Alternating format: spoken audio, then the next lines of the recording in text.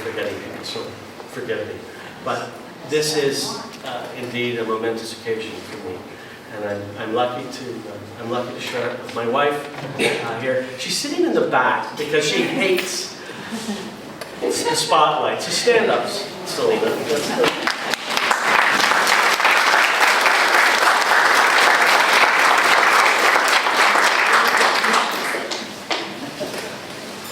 Our daughter would have been here tonight, but she's at a conference and she's got to make money. So, anyway, and we have some dignitaries. Oh, sorry. Is that better? And we have some dignitaries here. Tony Van Bynen, the former mayor of Newmarket, is here, and former MP of Newmarket Aurora is here, and Charles Beer, MVP for Newmarket Aurora. People showing up, tonight is great, and I'm honored to have you all here. So, a few minutes ago, you heard from, Zohab, who is a vice president of the Ontario Provincial Party, the Conservative Party. He's very modest, but he's a big cheese in the party. He's a big deal. And then we had a former Liberal Parliament here, standing in the same room on the same day for the same candidate. And I want you to think about that for a second, because that's not an accident. It's not a photo op.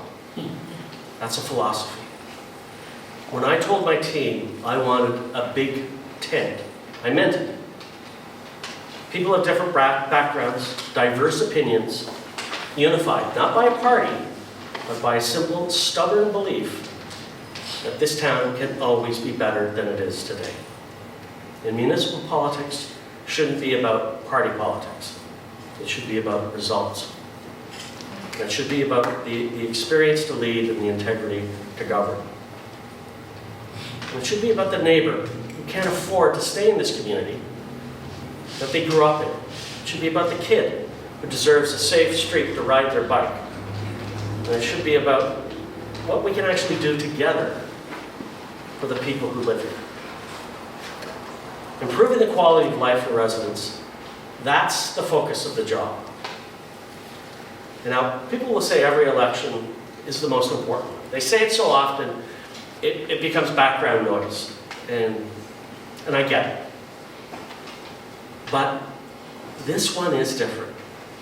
This may be the most consequential election in East Gwillimbury's history. And I don't say that lightly. We're not choosing between two people. We're choosing a direction.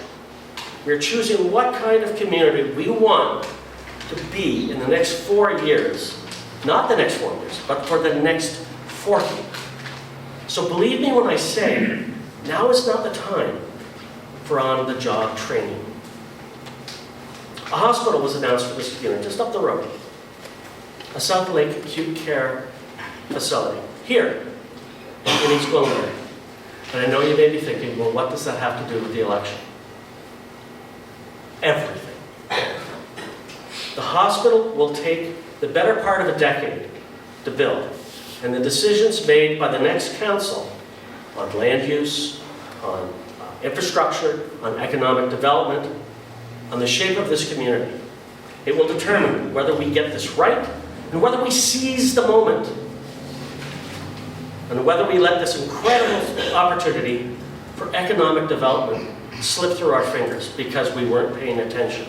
And believe me, this is not the time for on-the-job training. A hospital was so important. It really is an inflection point for our town. Now, I proudly voted in favor of it every step of the way. Not everyone running for mayor can say that. We are also right now at a rare and fleeting moment of comparative calm on the development front. The last census gave us the distinction of being named the fastest growing community in all of Canada. I never want that distinction again. Fast and chaotic is not a growth strategy. It is a symptom. Slow and steady, fill in the gaps, build complete communities, give people genuine diversity of housing options, work with the development community on our terms, not theirs. The next mayor of East Gwillimbury cannot be a head waiter to the development industry.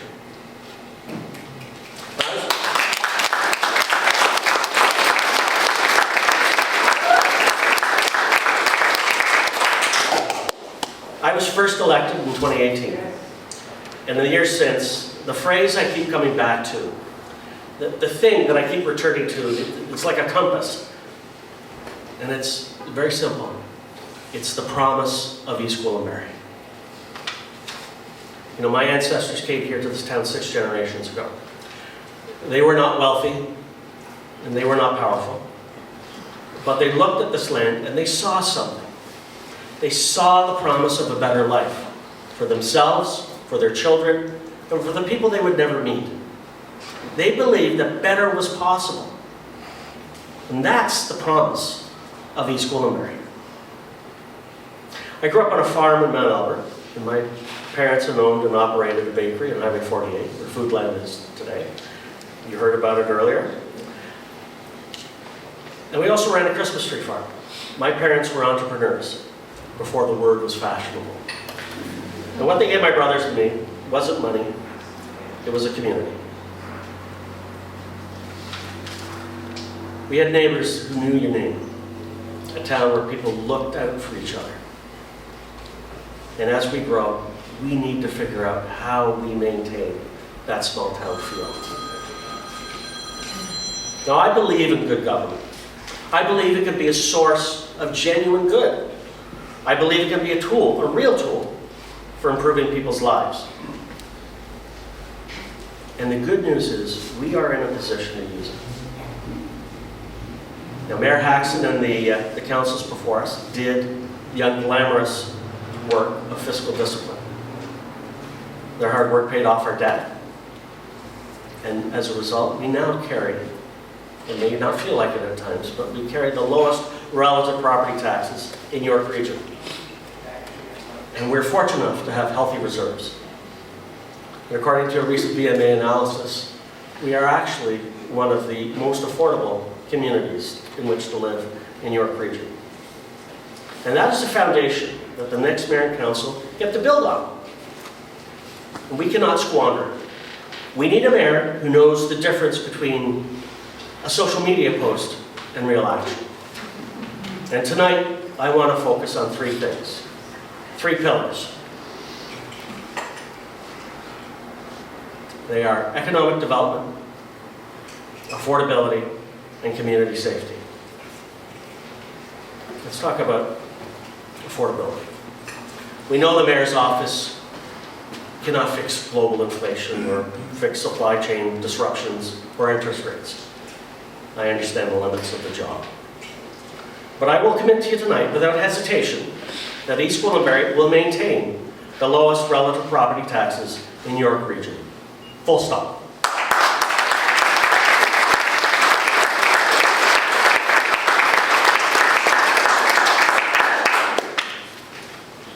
And I want us to look hard at ways that we can improve that affordability. One of the first places we can look at is like similar to what we did with our tree bylaw when that introduced 0-fee permits. We need to begin and apply that philosophy to dog licenses and burn permits. A nominal fee that discourages a resident from doing the right thing, that's not revenue, that's an obstacle. And we could do better. And our public library is one of the most underrated affordability tools that we have. It's not just about books anymore. You can get power tools there, audiobooks, movies, resources that would otherwise cost money. And they're all freely available to every resident. And if you haven't walked through the doors of the library lately, do yourself a favor, walk through it. It's amazing. It's changed. They have 3D printers, laser cutters, Ontario Park permits, sporting equipment for use of computers, and there's so much more. I'm just touching the surface. Let's talk about attainable housing. I know you've heard about it from every candidate in the past decade. I get it.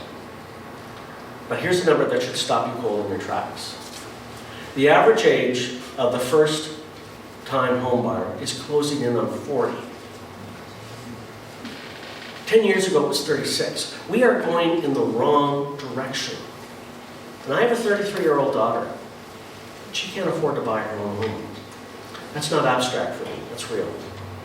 Home ownership is the foundation of economic security for the next generation. And we are watching it drift further and further away, out of reach of our children. And I am committed to work with the province, with the federal government, with the development community, to change that.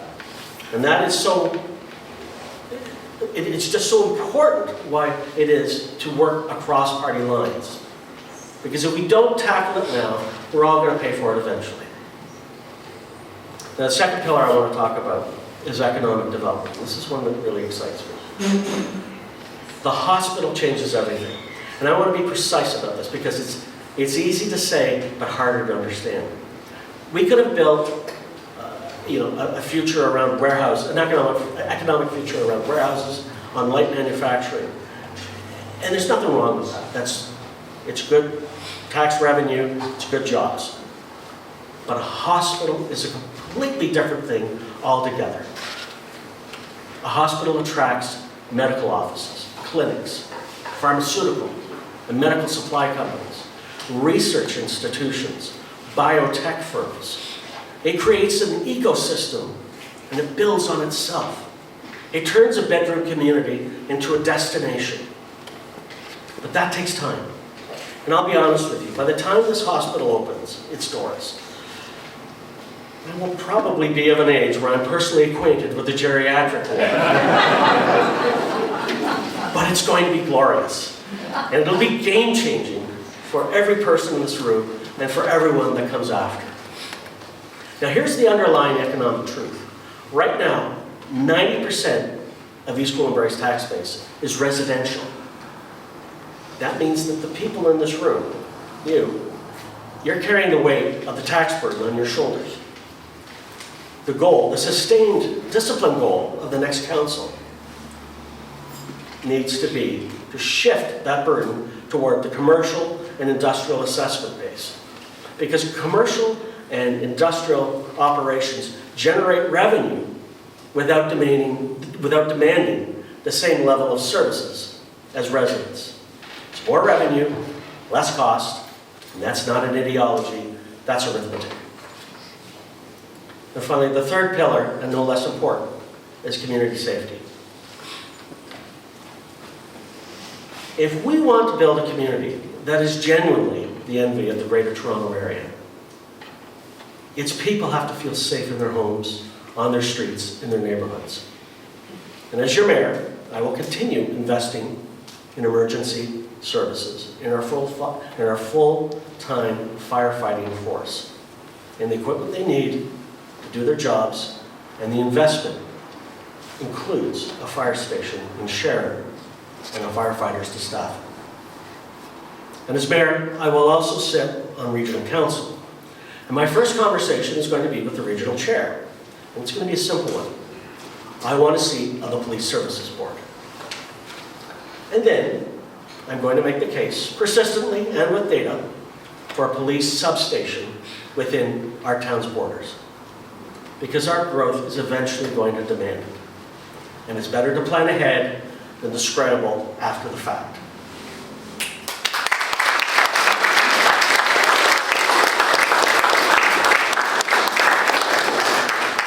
Now let me say something about leadership. Because the platform pillars are only as good as the person trying to implement them. I've been on this council for 8 years, and that's long enough to know and understand how to do the job and how it actually works. And not so long that I confuse it with a career. Here's what I know. That we campaign as individuals, but we govern as a team. Some fail to make that distinction. And it shows when they try, it shows in their ability and what they're able to accomplish. Anyone standing at this lectern making promises has to be honest with themselves and with you, that if you can't bring a majority of your council members along with you on an issue, it doesn't happen. A notice of motion that hasn't been built through conversation and relationship building before it hits the agenda is dead on arrival. And I've watched that happen, and I've learned from watching it happen. When I was an executive in the insurance industry, I was given challenging assignments, turnaround situations, and teams that needed direction. And the consistent lesson every single time was that when results come from cohesion, from trust, from showing up for each other, and that's what I will do with whoever the voters send me.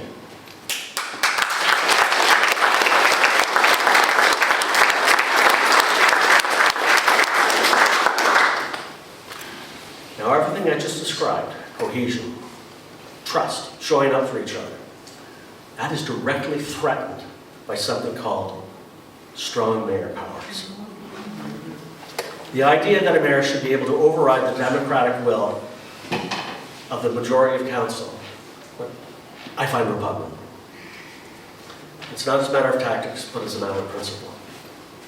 And I believe that the strongest mayors are the ones who work with their councils to reach consensus in decision-making. And consensus is not weakness. Consensus is how you make things last.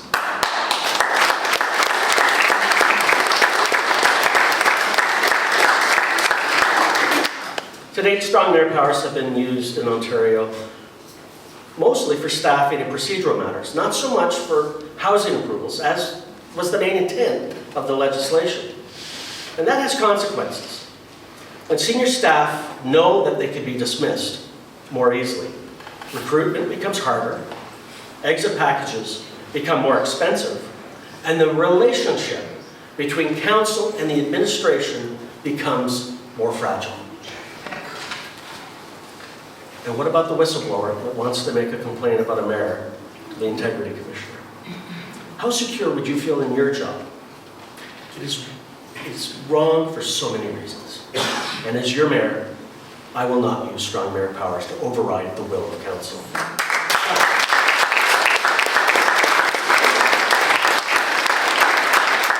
I will work with the councillors that the residents elect and voted for us to do.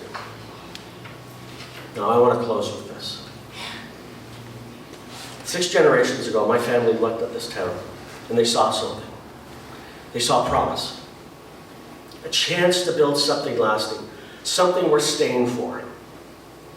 We are standing on that same moment again, on a larger stage, higher stakes, but with the same fundamental question in front of us. What are we going to create? Now, we need to deliver on a hospital because the promise of EG is not yet complete, and we have work to do. We need to build an economy that takes the pressure off our residents and builds opportunity for our children, because the promise of EG is not yet complete, and we have work to do. And we need to create a town affordable for today and for the next generation, because the promise of EG is not yet complete, and we have work to do. And we need to make sure that every resident feels safe on every street, because the promise of EG is not yet complete, and we have work to do. And every single day, as your mayor, as your neighbor, as a 6th generation East Gwillimbury resident who believes in this place with everything he has, I will show up. I will do that work, and I will build a team worthy of this moment. I will run a town hall that earns the public trust it is given.